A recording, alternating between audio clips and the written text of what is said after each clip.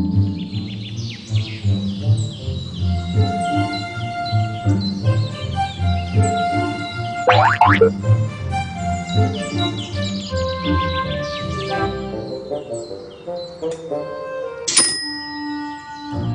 morning. It's Tuesday, August 29th, and there's good news on the Ukrainian front. Ukraine's security service drones attacked planes at the Kursk airfield, and they did a terrific amount of damage. They struck the Russian Su-30 and the MiG-29 aircraft, as well as the S-300s and Panzers. They also destroyed the S-300 radars, and 2 Panzers are among the struck targets. And the Ukrainian forces also reported that almost all the drones reached their targets. The Russians recorded at least 13 explosions. That's what the source said. But the exact aftermath of the attack is not fully known yet. Now, the counterintelligence office has clarified that the attack was organized by the military counterintelligence office, better known as the Security Service of Ukraine, the SSU. Now, the Russians admitted there was a drone attack, but they claimed the drone crashed into an apartment building in the Russian city of Kursk overnight without injuring anybody. But meanwhile, there were reports of a very large explosion, something called the Bavadna, and it was very spectacular. And the precise results of those strikes and the number of casualties will soon be known. But meanwhile, several other powerful explosions were heard in Kursk on the night of August 26th and 27th. Even though the Russian Defense Ministry declared that it successfully intercepted the drones. But the counts that came out for aircraft and some other major materials that were destroyed indicates that even if they killed off the drones, the damage was severe. The damage to the Kursk airport was severe. And the damage to the apartment building may not even exist. So while the fighting is going on in Russia and they're getting bombarded by the Ukrainian Air Force, they have a group of people working around Latvia. And that group of people, Russian spies, so to speak, members of the Russian Federal Security Service, are disguising themselves as border guards and subjecting individuals who are coming from Ukraine to Latvia. They were subjecting these individuals to prolonged interrogations, trying to get information from these individuals with respect to the fighting forces that Ukraine has assembled. So the Russian, the FSB as they are called, they're trying to get intricate details of the refugees' life histories and their connections within the Ukrainian security circles and their insights into the ongoing events within the conflict zone.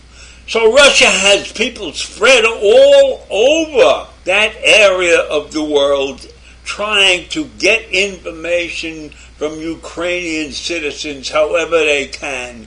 Even though these Ukrainian citizens are trying to get away from the battlefield, they're being, how shall I say, tailed by Russian security services. And these people may have information that's related to the Ukrainian military, and it's also related to any assistance that might be coming from the Western countries, right? So this is a spectacular move, I think, on the part of the Russians, because who would expect them to have spies all over that region of the world trying to collect information that will help them beat Ukraine? That just shows you the extent to which this war that Russia started, which was supposed to be a special military operation, has spiraled far out of control as far as Russia is concerned.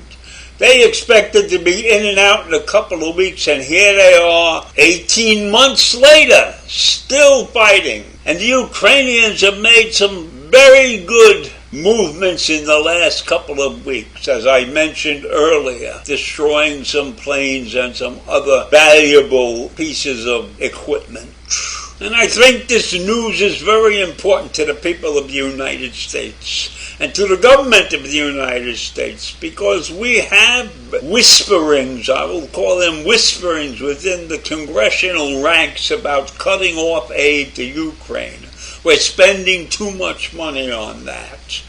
And of course I know that those stories are not coming from the blue part of the congressional field, but from the red part, who don't want to spend any money on anything. But this is a noble cause. We cannot let a dictatorship like Russia take over a democratic country. That is not what the United States stand for. We stand for democracy. Even though our democracy is in tatters right now, we stand for democracy.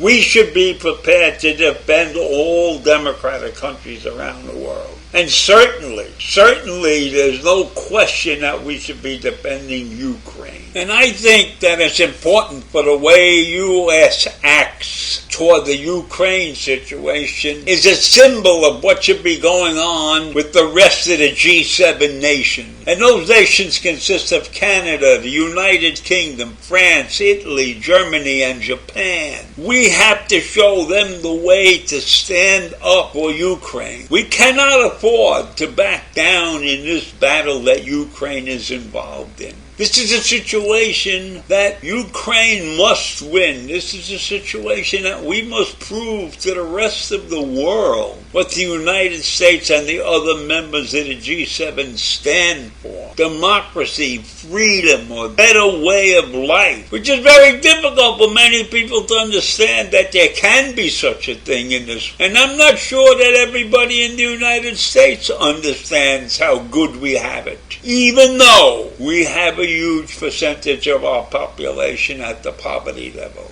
And we're not doing such a great job in a lot of areas. And there's probably more that we should have been doing for Ukraine. Withholding weapons that could have struck Russia early in the game was not a smart move on our part. Russia had to be hurt as fast as possible. They had to feel pain instantly, but that didn't happen. So now here we are 18 months later into this battle, and we are stuck with it. So we have to continue our support, and we have to lead the other nations of the G7 with us, and all the other nations who are not necessarily G7 but are democracies. They need to be shown the way. And the U.S. should be leading them. So I leave you with that this morning. Have a great day. Bye.